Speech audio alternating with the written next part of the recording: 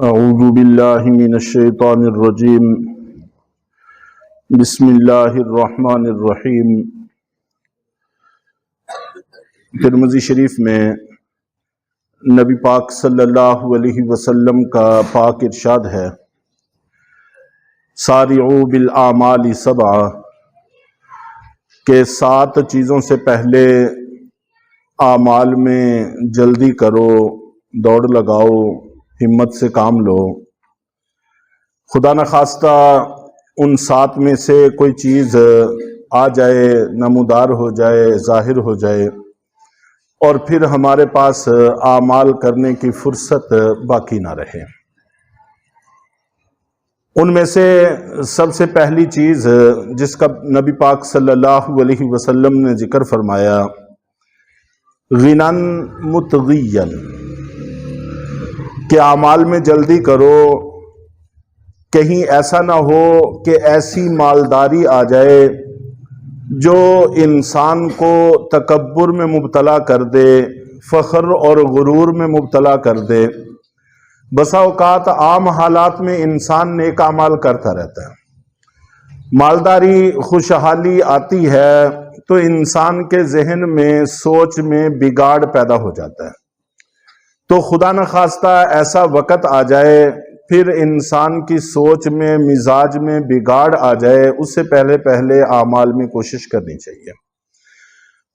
حاصل اور خلاصہ ان ساری چیزوں کا یہی ہے کہ جس حال میں بھی ہوں، آخرت کا معاملہ نظر انداز کرنے کے قابل نہیں ہے۔ موقع سے فائدہ اٹھانے کی کوشش کرنی چاہیے جہاں تک بھی ممکن ہو سکے، اور اللہ تعالیٰ سے جب غنا مانگیں تو اس کے ساتھ ساتھ عافیت بھی مانگنی چاہیے کہ وہ غنا، مالداری انسان کو کہیں تباہی کی طرف نہ لے جائے۔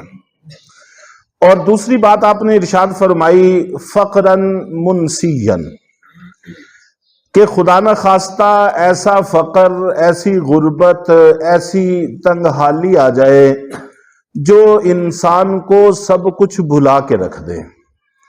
انسان کو تنگ حالی کا ایسا سامنا ہو کہ پھر اس کی سوچ ہی معوف ہو جائے اور وہ کچھ کرنے کے قابل نہ رہے۔ اس وقت کے آنے سے پہلے اعمال میں جلدی کرنے کی کوشش کرو۔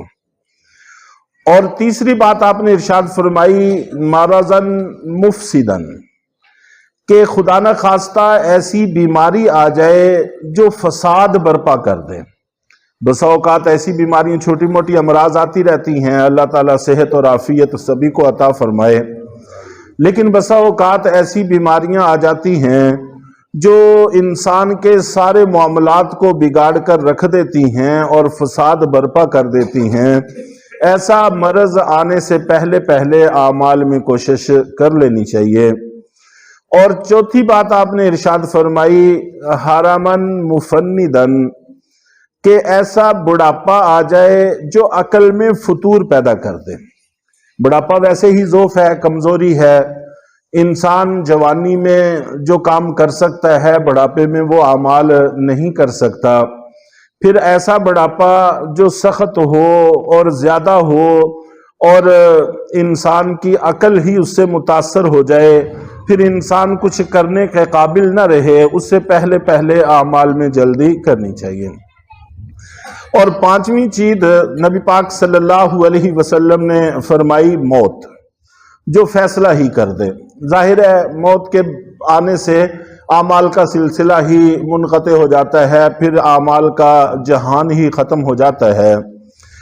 اور 6ٹھی چیز آپ نے ارشاد فرمائی، دجال، اور ساتھ ہی آپ نے فرمایا کہ دجال ان چیزوں میں سے جس کا انتظار کیا جا رہا ہے بری چیز ہے، کہ جب دجال ظاہر ہو جائے گا پھر اتنا بڑا فتنہ برپا ہوگا، ممکن ہے کہ اس وقت انسان کچھ کر سکے کہ نہ کر سکے۔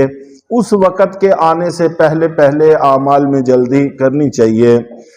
اور 7ویں چیز آپ نے ارشاد فرمائی کہ قیامت، اور ساتھ ہی آپ نے فرمایا ادھا و امر، کہ قیامت بڑی تلخ اور کڑوی چیز ہے۔ اس وقت کے آنے سے پہلے پہلے انسان کو چاہیے کہ اعمال میں جلدی کرے، موقع سے فائدہ اٹھانے کی کوشش کرے۔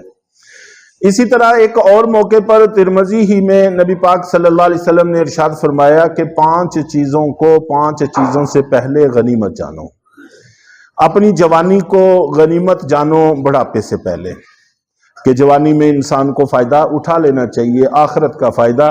دنیا کا فائدہ تو ہم اٹھاتے ہی ہیں، اس طرف تو لگے ہی ہیں، لیکن قرآن اور احادیث، اللہ اور اللہ کے رسول جس چیز کا ہمیں حکم دے رہے ہیں وہ بالکل اس سے برعکس ہے، الگ ہے، کہ آخرت کی فکر کرو اور صحت کو، تندرستی کو غنیمت جانو بیماری سے پہلے، خوشحالی کو غنیمت جانو تنگ دستی سے پہلے، اور اپنی فرصت اور فراغت کے ایام کو غنیمت جانو مصروف ہونے سے پہلے، کہ ایسی مصروفیت آ جائے پھر انسان کو سر کھجانے کی بھی فرصت نہ ملے، اس سے پہلے پہلے اعمال میں جلدی کر لو، اور زندگی کو غنیمت جانو موت سے پہلے۔ تو بہرحال قرآن پاک کی آیات اور احادیث کو سامنے رکھیں تو مقصد ان سب کا یہی ہے کہ آخرت کوئی ایسی چیز نہیں ہے کہ جس کو کسی لمحے کسی حالت میں نظر انداز کیا جا سکے، بلکہ پوری جان لگا کر، ہمت لگا کر، طاقت خرچ کر کے آخرت کی کمائی کرنے کی کوشش کرنی چاہیے۔ وَسَارِعُوا إِلَى مَغْفِرَةٍ مِّن رَبِّكُمْ وَجَنَّةٍ، یہاں پر 2 چیزوں کا تذکرہ ہے کہ دوڑ لگاؤ، ایک دوسرے سے آگے بڑھو حصہ پانے کے لیے اپنے پروردگار کی مغفرت اور جنت کے میں سے۔ مغفرت کو پہلے ذکر کیا ہے اور جنت کو بعد میں ذکر کیا ہے، جس میں مفسرین لکھتے ہیں کہ اشارہ اس طرف ہے کہ جنت کا حصول بھی اللہ کی مغفرت کے بغیر ممکن نہیں ہے۔ اعمال پر بھروسہ یہ انسان کے لیے کافی نہیں ہوگا، وہ مالک درگزر سے کام لے گا، بخشش اور مغفرت سے کام لے گا، تو پھر نتیجتاً جنت ہمیں مل سکتی ہے۔ نہ تو ہمیں درمیانہ راستہ دیا گیا ہے، نہ تو یہ کرنا چاہیے کہ اعمال ہی پر بھروسہ کر لے کہ ہمارے اعمال کافی ہیں لہذا ہماری نجات پکی ہے، ایسا بھی نہیں ہونا چاہیے۔ اور اللہ کے رحم اور کرم پر بھروسہ کر کے اعمال کو نظر انداز کر دینا یہ بھی مناسب نہیں ہے۔ انسان کو چاہیے کہ اعمال بھی کرے اور اس کے ساتھ ساتھ پھر اللہ کے رحم و کرم پر بھروسہ بھی کرے، تو انشاءاللہ العزیز یہ دونوں چیزیں ملیں گی تو ضرور جنت مل جائے گی۔ تو اللہ کی مغفرت کے بغیر جنت کا حصول بھی ممکن نہیں ہے۔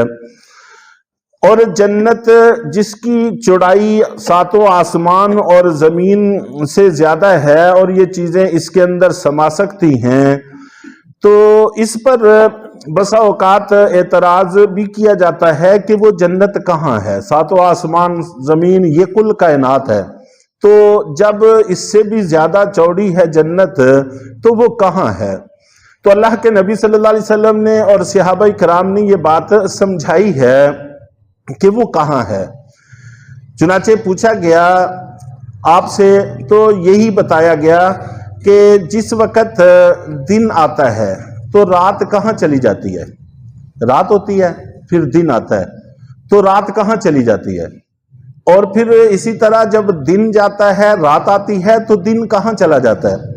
تو بس یہ اللہ کا نظام ہے، اللہ کا کام ہے، اس نے کس چیز کو کہاں رکھا ہوا ہے۔ جب اس مالک نے کہہ دیا ہے کہ وہ بنا دی گئی ہے، تیار کر دی گئی ہے، وہ اتنی بڑی ہے، تو پھر ہمارے لیے ماننے کے علاوہ کوئی راستہ نہیں ہے۔ الذین ينفقون فی السراء والضراء، اور اعدت للمتقین یہ پرہیزگاروں کے لیے تیار کی گئی ہے۔ پرہیزگار کون لوگ ہیں؟ ان کی صفات ذکر کی ہیں۔ الذین ينفقون فی السراء والضراء، ایک تو صفت یہ ذکر کی ہے کہ وہ لوگ خرچ کرتے ہیں خوشحالیوں میں بھی اور تنگ حالیوں میں بھی۔ اللہ فراوانی عطا فرمائے تو اس اعتبار سے خرچ کرتے ہیں، اگر خدا نہ خواستہ تنگی آ جائے تو اس میں بھی وہ خرچ کرتے ہیں، اور اگر اللہ نہ کرے تنگی آ جائے تو اس تنگی کو دوبارہ خوشحالیوں میں تبدیل کرنے کا یہ بہت بڑا زبردست جاندار نسخہ بھی ہے کہ تنگ حالیوں میں جب انسان خرچ کرتا ہے تو یہ چیز اللہ کے رحم کو جوش دلاتی ہے، اور جس کی وجہ سے اللہ تعالیٰ خوشحالیوں کو لٹا دیتے ہیں۔ مالک اس چیز کو پسند کرتا ہے، چنانچہ جب تنگ حالیوں میں خرچ کرتے ہیں تو اس مالک کی طرف سے وسعتیں آتی ہیں، وہ بڑا مہربان ہے۔ تو ہر حال میں اپنی اپنی گنجائش کے مطابق خرچ کرتا رہنا چاہیے۔ والکاظمین الغیظ، اور وہ لوگ غصے کو پی جانے والے ہوتے ہیں۔ والعافین عن الناس، اور لوگوں کو معاف کرنے والے ہوتے ہیں۔ واللہ یحب المحسنین، اور اللہ تعالیٰ نیکی کرنے والوں کو پسند کرتے ہیں۔ اس آیت کے ضمن میں مفسرین نے حضرت علی رضی اللہ تعالیٰ عنہ کا ایک واقعہ بھی نقل کیا ہے۔ انشاءاللہ العزیز اگلے درس میں وہ واقعہ ذکر کر کے پھر بات کو آگے چلائیں گے۔ اللہ تعالیٰ ہم سب کو عمل کی توفیق عطا فرمائے۔